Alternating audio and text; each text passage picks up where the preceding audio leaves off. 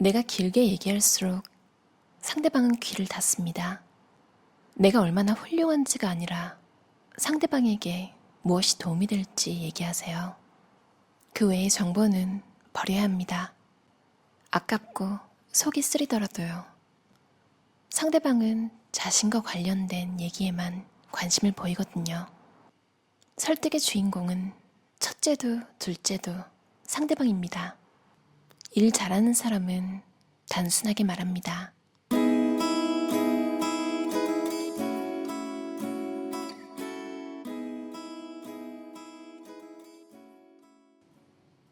단순하게 설득하다. 설득. 말로써 원하는 걸 얻는 능력. 일의 언어는 일상의 언어와 다릅니다. 둘을 구분하는 중요한 기준은 선택이 필요한가입니다. 일상의 대화는 선택 없이도 대부분 자연스럽게 흘러가요. 나는 복숭아잼이 제일 좋아. 아, 그렇구나. 나는 딸기잼을 제일 좋아해. 두 명은 각자의 생각을 양보할 필요가 없습니다. 어떤 잼이 영양학적으로 더 유익한지 토론할 필요도 없어요. 한 친구는 복숭아잼을, 또 다른 친구는 딸기잼을 좋아하는 것뿐이니까요. 아무런 갈등 없이 대화가 소소하고 즐겁게 이어집니다. 하지만 일의 언어는 다릅니다. 선택이 꼬리표처럼 따라옵니다. 회사에서 한 1억 원을 두고 마케팅팀과 생산팀이 논쟁하는 모습을 떠올려 보시기 바랍니다. 신제품 홍보에 1억 원을 써야 한다고 생각해요. 노후화된 생산 설비 교체에 써야 한다고 생각합니다. 아, 당신 생각은 그렇군요. 존중합니다. 라며 훈훈하게 끝낼 수가 없습니다. 한정된 자원을 두고 두 개의 주장이 치열하게 맞서니까요. 결정권자는 각자의 주장을 듣고 판단해야 합니다. 조선시대 황희정승처럼 허허 웃으며 듣고 보니 자네 말도 맞네 라고만 한다면 회사가 제대로 굴러가겠습니까? 일하는 사람은 어쨌거나 늘 선택을 해야 합니다. 오늘의 신제품 광고 카피, 이번 달 영업 전략, 올해 채용 계획까지 정보를 가지고 판단해서 선택해야 하는 일들이 책상 위에 수두룩하니까요. 일하는 사람이라면 왜 나의 주장이 우리 모두에게 더 좋은 선택인지 설득하는 법을 배워야 합니다. 우리는 거대한 우주의 행성 같은 존재입니다. 자기만의 중력을 가지고 있죠. 작은 힘만 들여도 내 의견에 동조하는 사람도 있지만 대부분 사람은 웬만한 힘에 꿈쩍도 하지 않습니다. 그러니 상대방을 움직이려면 내 주장이 매력적이어야 합니다. 우주선이 지구에서 우주로 나가려면 중력과 대기권 마찰을 이길 만큼의 힘을 가지고 있어야 하는 것처럼 말입니다. 설득, 즉 상대방의 마음을 움직여 고개를 끄덕이게 하는 건 쉽지 않은 일이지만 규칙은 의외로 단순합니다. 상대방이 얘기를 들으면서 떠올리는 3가지 질문에 잘 대답하면 됩니다. 이 사람이 얘기하는 내용이 나에게 도움이 되는 건가? 믿을 만한 근거가 있나? 내가 믿어도 되는 사람일까? 이 질문은 아리스토텔레스의 수사학을 응용한 것입니다. 아리스토텔레스는 상대방을 설득하기 위한 3가지 요소로 파토스, 로고스, 에토스를 들었습니다. 첫째, 감정을 뜻하는 파토스입니다. 상대방의 입장과 마음을 헤아려서 얘기해야 한다는 뜻입니다.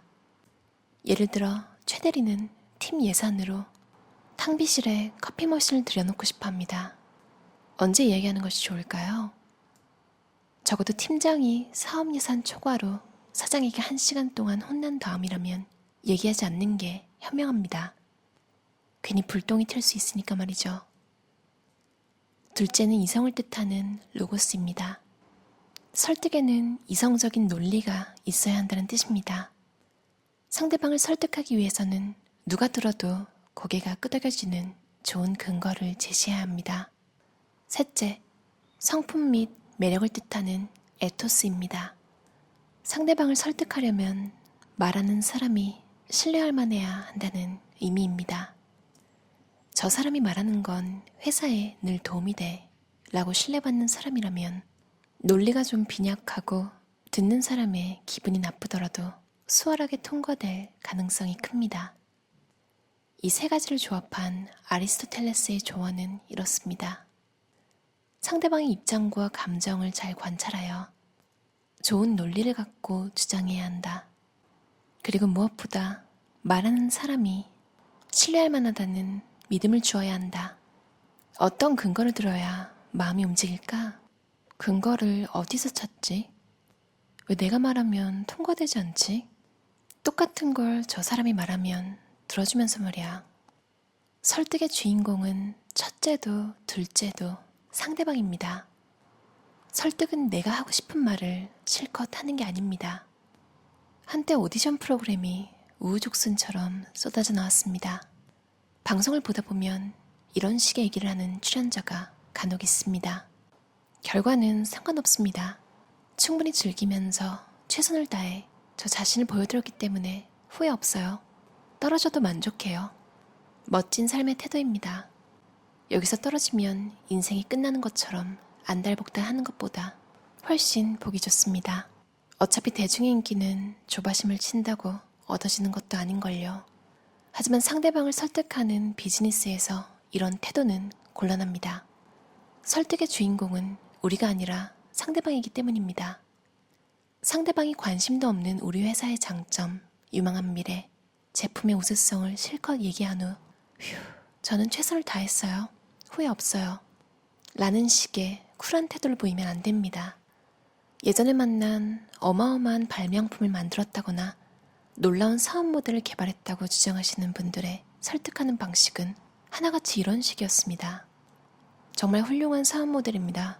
회사를 그만두고 10년 동안 이것만 연구했거든요. 예전에 종로에 빌딩도 갖고 있었는데 개발을 위해 모두 투자했어요. 저는 정말 이 사업에 소명의식을 가지고 있습니다. 10년 동안 사업에 매달리고 빌딩까지 팔았다는 이야기는 투자자에게 아무런 정보도 아닙니다. 유감스럽게도 저는 그분의 인생이 전혀 궁금하지 않습니다. 그래서 지루하게 이어지는 얘기를 끊고 생산 현황, 계약 실적 등을 물어봅니다. 그러면 대부분 우물쭈물하다가 어느 CEO에게 설명했더니 너무 좋은 모델이라고 했다. 지역의 국회의원도 큰 관심을 보였다 같은 설명을 서둘러 덧붙입니다. 그쯤 되면 저는 상냥하게 웃으며 그분의 인생을 격려하고 회의를 마칩니다. 약간의 응원을 포함해서요. 하지만 제안서는 바로 버립니다. 그분에게 죄송하지만 그런 식의 설득 방식이라면 발이 부르트고 입에서 단내가 나도록 투자할 사람을 찾으러 다녀도 원하는 결과를 얻을 수 없을 겁니다. 상대방은 자신에게 도움되는 정보에만 관심이 있습니다. 사람은 골치 아프게 머리 쓰는 걸 무척 싫어합니다. 인지적 구두쇠라는 개념입니다. 하여간 복잡하게 말하면 딱 질색입니다. 뇌는 수많은 자극과 정보를 처리하기 때문에 선택적 인지는 합리적인 행동입니다. 모든 정보를 주의 깊게 처리하다간 뇌가 과부하로 터져버릴 테니까요. 만약 바스락 소리만 나도 날 부르는 건가? 라며 둘러본다면 일주일도 못 되어 신경쇠약에 걸릴 겁니다.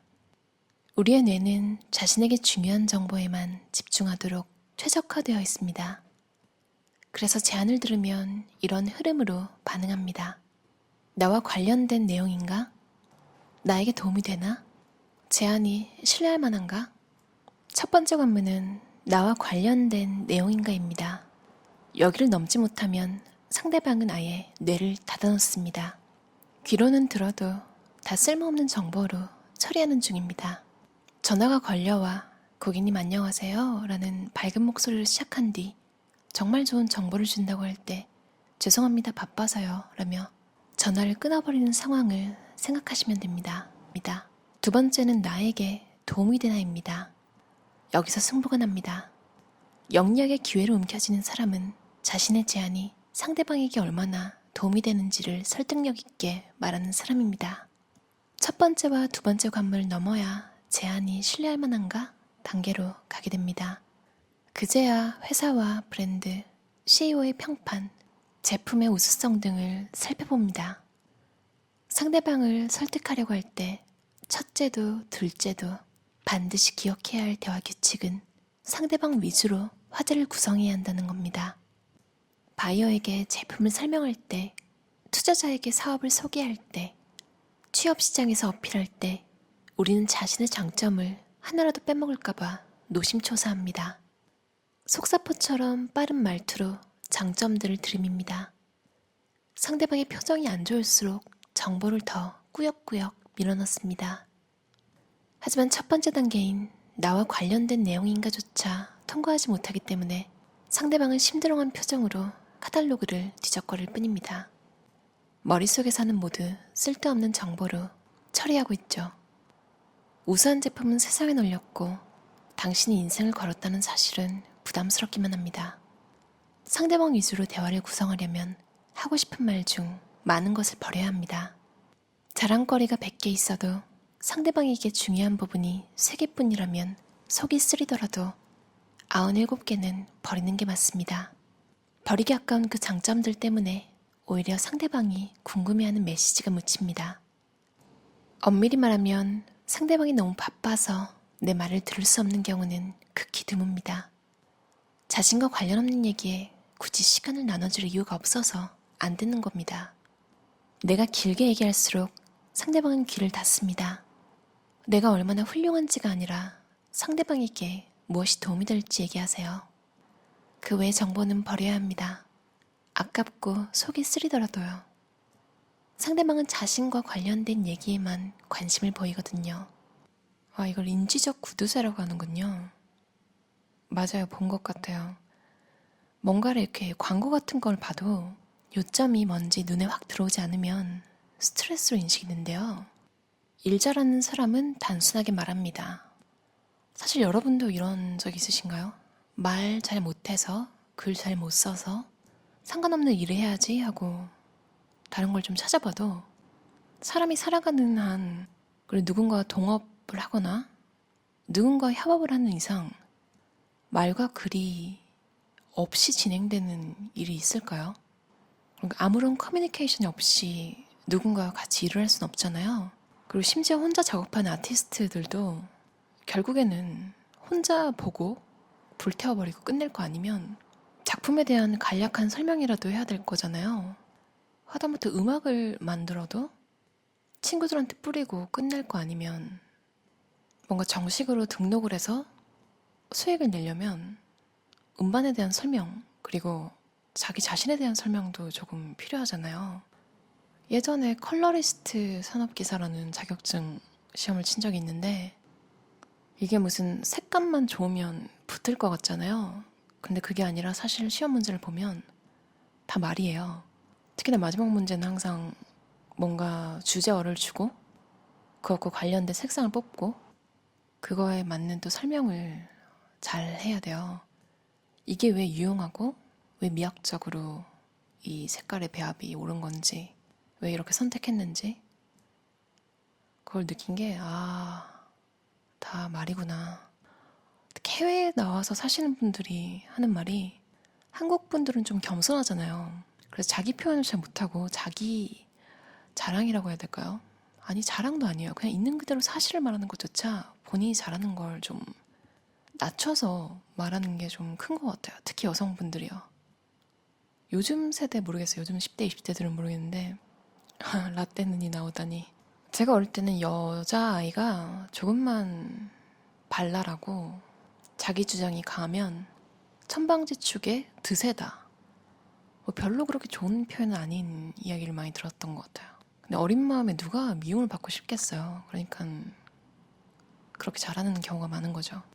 아무튼 외국에 나와서 느낀 게요. 참 사람들이 자기 표현을 잘한다. 그리고 어쩜 저렇게 진짜 별것도 아닌 걸로 저렇게 자랑을 하지? 이런 생각을 좀 많이 했었어요. 뭐, 나 수영 잘해. 이런 애들이랑 수영 가면 막 개헤엄을 칩니다. 그리고 엄청 잘한다고 생각해요. 그랬던 친구가 생각이 나네요. 한편으로는요, 부럽기도 했어요. 그만큼 사회에서 애들의 기를 안 죽인다는 거잖아요. 보면 본인 분야에서는 좀 더 까다롭게 평가를 받겠죠. 근데 그게 아닌 취미 영역, 일상 전반적인 것에 대해서는 좀 관대한 것 같아요. 칭찬도 많이 해주잖아요. 어쩌다가 이런 얘기까지 또 빠졌네요. 단순하고 명확하게 얘기하라는 일 잘하는 사람은 단순하게 말합니다. 박소연 저자의 책이고요. 표지부터가 진짜 깔끔하고 시원한 파란색과 흰색으로 이루어져 있고 박소연 저자의 사진이 있는데 시원하게 웃고 계세요. 그리고 챕터별로 되게 깔끔하게 나눠져 있어서 정말 명확하게 스트레스 없이 읽을 수 있게 되어 있는 것 같아요. 왜 누군가 얘기할 땐 들어주고 내가 얘기하는 건 안 들어주지? 이럴 때 있잖아요. 그때 그 사람을 원망할 때도 있었는데 이 책을 보고 나서 어쩌면 그 사람한테는 굉장히 낮을 수 있겠다. 일부러 차별하는 게 아니라 그냥 그럴 수도 있겠다. 업무할 때 소통 때문에 스트레스 받으시는 분들은 읽어보시면 좋을 것 같아요. 그럼 비트겐슈타인이 한 말 읽고 끝낼게요. 나의 언어의 한계는 나의 세계의 한계이다. 들어주셔서 감사합니다.